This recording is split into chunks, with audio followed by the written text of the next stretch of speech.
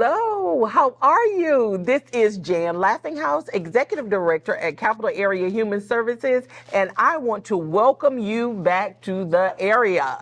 And with me today, I have pulled out of the shadows and into the spotlight. A member of our communications team would be Rusty Jabbo. And Rusty, could you say hello out to the folks out there at the area? Well, hello, and I'm just glad to be here. Like you said, I'm usually behind the camera or doing something from a production standpoint, and so being in front of the camera is not really where I have been, or but it's nice to be here, and I appreciate the invitation. Awesome, awesome. So, Rusty, I think we should talk about the obvious things. First of all, the area has actually been on a bit of a hiatus. We've been absent for a few months because we've had some transition in the background. Those of you who are on our social media, and I hope that you all are connected to us on Facebook, Instagram, YouTube, and our wonderful website.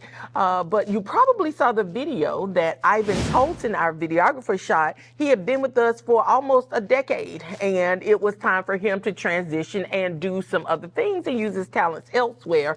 And so Ivan has left, and so we were in a bit of a kind of a state of flux and going around and trying to find out what we need to do. And so that's why we kind of put the area on ice for a little bit while we talked about what we would do. Now, the good thing is that Ivan did not leave us without hope, right? That's right. Because he had a wonderful recommendation, and we now have Timby, right? Timby. And Timby is doing well, and we love him here, and he is behind the brain behind this thing now. And so Rusty's going to talk a little bit about what we've been doing as we have been retooling with communications and branding as well. Yeah, really stemming from the all-employee meeting that we had, where we introduced the I Am campaign. Yes. I am the human in Capital Area Human Services. Yes. And as we looked at that, and as you explored that, and particularly in the listening tour that you had for all of the employees at Capital Area Human Services, it became very clear, as you say, there are humans on both sides of the door. Absolutely. And we wanted to explore that this year in our communications as a way of introducing not only Capital Area Human Services, but also its people. Yes. The people inside the organization who serve the clients. Yes. Every strata of professional that we have here, what do they do? How do they do it? And more importantly, why do they do it? I think one of the most interesting things that came out of the all-employee meeting, and it happens every year, is just the heart and soul of this agency is told by the testimonies of our employees and our staff members, our colleagues, who have been at this for years. And we talk about serving human beings and how the drama and the dynamics of just life can be. Yes. And the challenges of that. What's it like to serve people in their need where they are, and then what is their experience? And so that's the other side of the door. We want to talk to clients and find out, what are we doing? How are you being helped? Absolutely. How is your life, and what have you gone through? And so it's interesting. It's going to be an interesting exploration as we look into this in our communications throughout the year. I know on our website, for example, we have a brand new revamped website. Absolutely. We invite you to visit that at realhelpbr.com. And it is just a vibrant place these days. It used to be not easy to navigate, and now it's an informative place. We keep it current with current information, news, events, Yep. and this agency's all over the community, which is really nice to represent. Absolutely, yeah. We kind of get beyond the four walls, do a lot of outreach, and just meet people where they are and meet them at the point of their need. Right? To let them know that Capital Area is here in a real and practical sense. Yeah. And so it's interesting when you talk about the I am the human in human services, because I talk about humans being on both sides of the door. And when we talk about the humans on this side of the door, and it's kind of our why, why we became helpers, why we became healers and light bringers. And everybody has a different path to why they get here. And I think as we were discussing the concept with Timby, he was taken by the things that you were eliciting, your natural curiosity, Rusty, and talking to me about why I became a social worker, a counselor. And, he just saw something that could become a conversation, and it perfectly highlights and encapsulates everything that we want to talk about when we want to talk about our professionals here and the heart of Capital Area. Because when we talk about the human in human services, if everyone here is caring and responsive, and that those words are key words that come right out of our mission, right? To provide caring and responsive services leading to a better tomorrow. So if everyone in the agency takes responsibility to become caring and responsive, then Capital Area, being a living, breathing organism made up of human beings, will be caring and responsive.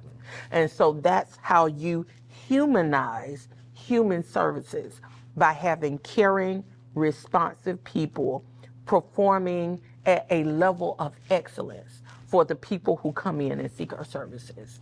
And so from that came this wonderful idea of having the two chairs, right? Just like we are. Just like we are now, and having a conversation with our helpers, our professionals, our psychiatrists, our counselors, those community partners that help us and connect to us and make Capital Area great, And I just think it's a wonderful thing. So I'm excited about it. It means that the area will kind of change a bit, right? Because we'll be doing the in-depth conversations on two chairs, and the area will be kind of like a recap and a teaser, which brings me into our first episode of Two Chairs. And Rusty, you talked to me about, of course, my human side of why I became a helper. And then you talked about something very important. And what was it that you asked me about? Because September is Recovery Month. And so Rusty got into a whole conversation with me about the addictive process. Yeah, it's always been interesting to me because we know that addiction recovery from drugs, alcohol, gambling, any number of addictive disorders, it's always been interesting to me how that journey occurs, and that it's not straight, it's not easy sometimes, and it takes such perseverance, I think, on behalf of the professionals who are working with people who are experiencing those issues. And I was just curious about, how do you continue in that when there are setbacks? And the reality is that there are.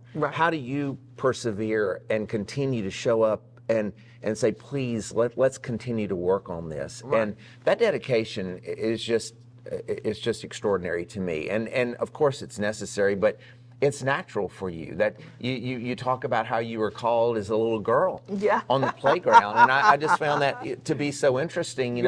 Some of us have been fortunate enough to know from an early age what we wanted to do. Absolutely. I thought I wanted to major in chemistry, but attempted is the word for that effort. But anyway, ultimately wound in broadcast journalism and things I got to do that now lead to what we get to do. Absolutely. But I'm that conversation is so compelling to me about how you and other social workers and prescribers and nurses do the work that is so important here at Capital Area Human Services. And I think the opportunity in the Two Chairs, the conversation program, is to explore the dynamics, the human dynamics of that, and how it happens, on, as you say, on both sides of the door. Absolutely, absolutely. And I'm so excited about our first episode and talking about my journey into social work, into helping professions, and ultimately into working with folks who have substance use disorders. And I've been doing that since 1998. And, talking about ending stigma by informing people so that they don't believe that this is some type of moral issue. And when they understand that it really is a sickness, and just like you go get insulin when you have diabetes, or you use a lipid, you use a statin when you have an issue with your lipids, that you can go get medication and therapy when the issue is happening in your brain.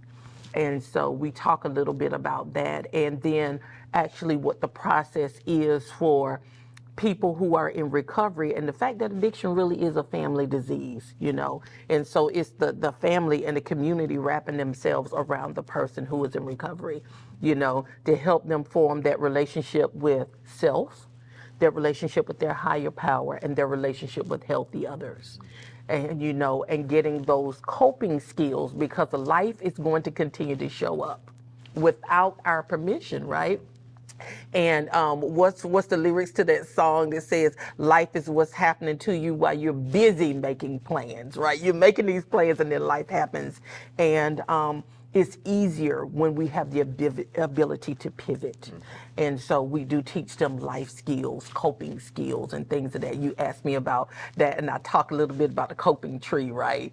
Where the roots are your attitude, and then the trunk, is your support, because they definitely need support. And the branches is their balance, and the leaves are their activities, and everything goes to them being able to cope in recovery, and to live life one day at a time without using substances. So I think recovery is real, and treatment works when people do. Right? Because a lot of times people see treatment as a failure, but it's not that treatment doesn't work, it's sometimes that people don't. And we're all motivated by different things. And if we could just find the motivation for that individual, and a lot of times it is simply, Rusty, when the pain gets great enough, people are ready to do something different. It's often described as rock bottom. Absolutely. You just reach a point where I've had it. Yep. Something has to change. Yep. Because my life is not changing. Exactly. It's the same thing. And one of the things that was interesting, we've interviewed clients for radio commercials and gotten real testimonies from people of what they've gone through in their lives. And it is all about being real. And I remember in our conversation, in our original conversation with Tim Beam, we were talking about this conversation about how do we communicate these issues through this coming year. And I remember you saying about the disease, you just got angry. Angry. That you were compelled to work on this because it just angered you. Yes. Talk a little bit about that. Yes, I had to. I fell into this. I got put in a when I was working on my master's, put into an internship that I absolutely did not want at the VA. And then I met Deborah Lee, and she opened me up to working in addictions. And I was home when I got there. I cannot explain it to you, but the fact that the people were hurting and in this bondage, and I became a partner in untying their, unhooking their chains, taking them out of their shackles. It was something that I had to do. I was compelled. And as I saw how the disease robbed us of the most resourceful, beautiful, intelligent, hard-working people, I got so angry. It stole mothers and fathers and grandparents and aunties and uncles and siblings, teachers and doctors, and people from every stripe and strain, and I would just get so angry. And so I picked up my sword. and my sword is, and just speaking truth to them about the fact that they're not bad people trying to become good people. They're sick people trying to get well, and telling them that they don't have to live like that because some of them think that they do, and that they deserve to be better. They deserve help. They deserve treatment, and they deserve the dignity that people who have illnesses get when they go to see help. I remember I talked with a gentleman who was being served by Capillary Human Services. We were talking about his dependency. I think it was on drugs, and he made this statement, and I kind of had forgotten about it. You know, it's several years ago, and we put together this commercial, and I was reminded the other day about this. He said, when I came to Capillary Human Services, they made me feel like a human. And when he said that, I remember how I felt that, how had he felt before? How had he been made to feel, even within himself? I mean, I know that we experience things from the outside, and then they take us, and that's how we feel from the inside. But I just thought, what a place he was in, that he felt like he wasn't even human. Right. And when he came here, that was his statement. They made me feel like I was human again. And that really may have been subconsciously a compelling thing that ultimately led to I'm the Human in Human Services campaign.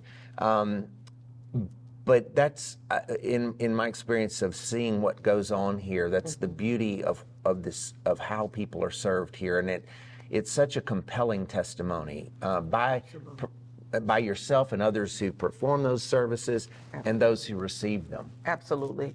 And we certainly want it to translate.